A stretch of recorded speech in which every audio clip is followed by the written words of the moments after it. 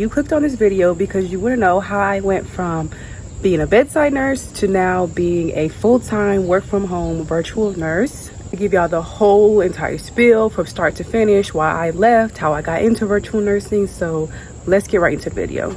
So my very first job out of nursing school was working as a medical surgical float pool nurse, and I did this for an entire year. Ones that don't know what a med-surg float pool nurse is, basically I was a nurse that floated to different medical surgical units to help staff the units that were short a nurse. Some of the units I floated to, just so you can get a better idea of float pool nursing and what exactly I did for a whole year. Honestly, did not even want to do med-surg straight out of nursing school. I really wanted to do ICU because I wanted to do CRNA school, but you know, sometimes as new grads we kind of get pushed into medical surgical nursing. Okay, now let's get into why I left bedside nursing. When I was pregnant, throughout basically my whole first year of nursing, I had my daughter halfway through my nurse residency, so I took maternity leave off, so for the full 3 months, and then I came back and tried to hop into the flow of being a bedside nurse while also being a mom, and I was not feeling it.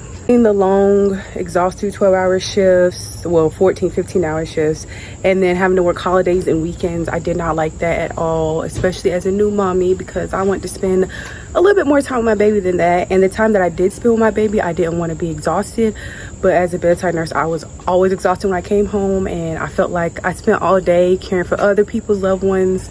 When it came time for me to take care of my loved ones, I had nothing left. I had no energy. So I didn't like that drained feeling I was getting from bedside nursing. Another reason why I ended up leaving bedside nursing is because the workload was getting more and more overwhelming.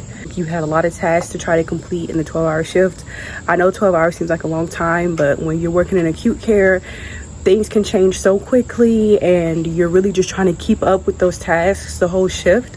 And mind you, these tasks are not like an office job task. These tasks are tasks that keep people alive, so they're very much demanding, and you really have to think about what you're doing while you're doing it. And sometimes that can be mentally exhausting along with the physical exhaustion. It was nonstop. Also end up developing something called pre-shift anxiety, where before every shift I was anxious. I never had this anxiety before. I'm really not an anxious person by nature at all. Not even in nursing school. I was not even this anxious in nursing school. That's what bothered me the most. I didn't know how to deal with it.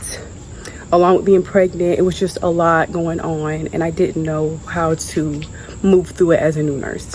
Shift anxiety did get a little better, and it was brought on because I didn't know what shift I was going to be on. I didn't know what type of patients I was going to have. I didn't know what type of people I was going to be working with. Like, was my shift going to be okay? Were my patients going to be stable? It was so many things running through my head before my shift. So with all the overwhelming tasks and the pre-shift anxiety, it just led to me being burnt out and wanting to leave bedside nursing, and that's what I did. The reason why I left bedside nursing was because of the violence that occurred at the bedside. Patients weren't trying to get violent with me, they were getting violent with my co-workers, and it was challenging. It is challenging to get through a shift when a patient is verbally and physically trying to harm you or abuse you. One instance I remember the most is when, this is right before I came to work. I was working day shift. I came on shift, and we all got notified that there was an act of violence in the ED, and the patient hit the nurse because they wanted pain medications, and they hit her so hard we could not get her to wake up, so we had to ship her off to one of our bigger hospital systems just so she could get a higher level of care. I also kind of remember around this time, the hospital made us take this CPI course, which basically tells healthcare workers or guides healthcare workers on what to do when a patient is actively harming them. And during that class, instructors kept saying, yeah, if you try to harm the patient while trying to protect yourself, you could potentially lose your position here, and we don't want that. And I was just thinking to myself, no job is worth, you know, getting injured and being disabled for life or having a life-changing injury just because I want to keep working here. I don't know. I just didn't think it was worth it. I didn't appreciate that mindset. Like, I'm still a person. Like, when anybody's getting attacked, they're gonna go into fight or flight mode, and to say that the consequence for standing up for myself was losing my job, that was kind of my last straw with bedside nursing. Like, that was my last straw with it. So by this time, I'm ready to put in my notice. I talked to my nurse manager. I tell her I don't want to be a bedside nurse anymore. I don't want to do this anymore. And she tells me that I have to put in a 30-day notice.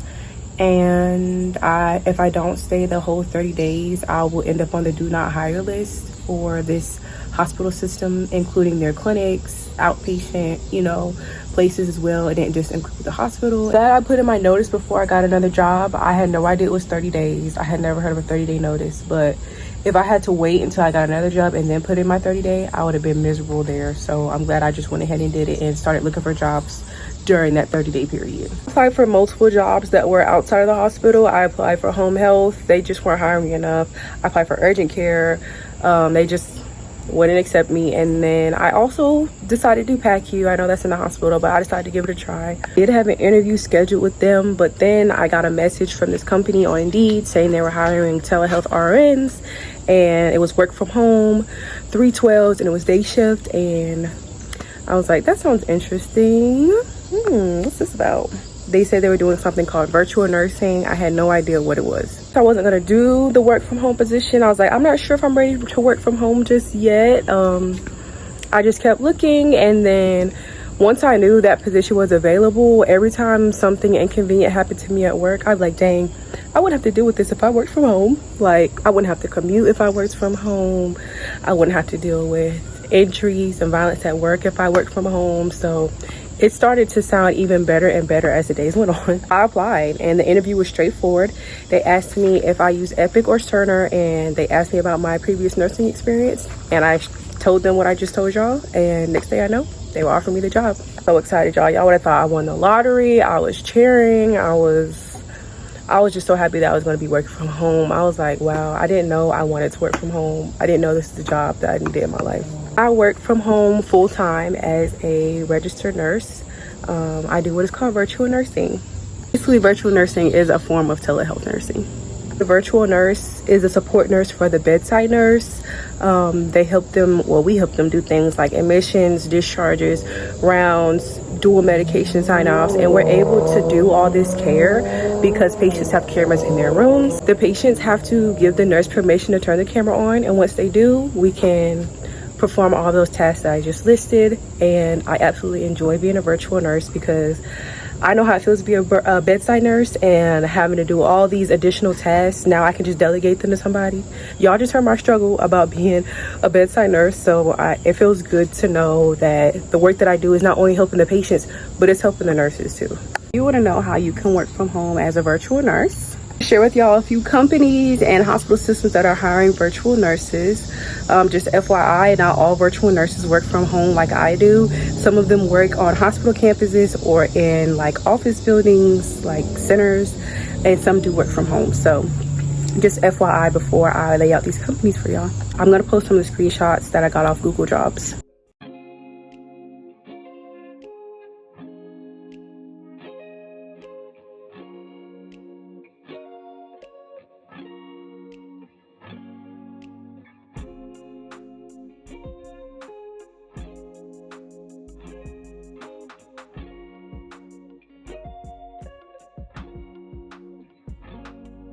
All right, the next way you can find out about virtual nursing is going to the website, remotern.com. She has a whole website dedicated to nurses that are looking for specifically work from home jobs. She has a free job board. She has a crash course. She has a membership to help nurses get remote nursing jobs. So I will link that in the description so you guys can check that out too. If you're looking to get into virtual nursing specifically, then you'll want to follow me on TikTok because I do post these jobs when they become available, okay? This video was able to give you some type of insight on what it means to be a registered nurse. The opportunities are endless. It's flexible. If you don't like something, just switch to something else till you find something you like. So hopefully you got something out of this video. You can apply to one of these positions and hopefully become a virtual nurse if that's what you want to do. If you enjoyed this video, go ahead and like, comment, and please subscribe. And I will see you on the next one. Bye.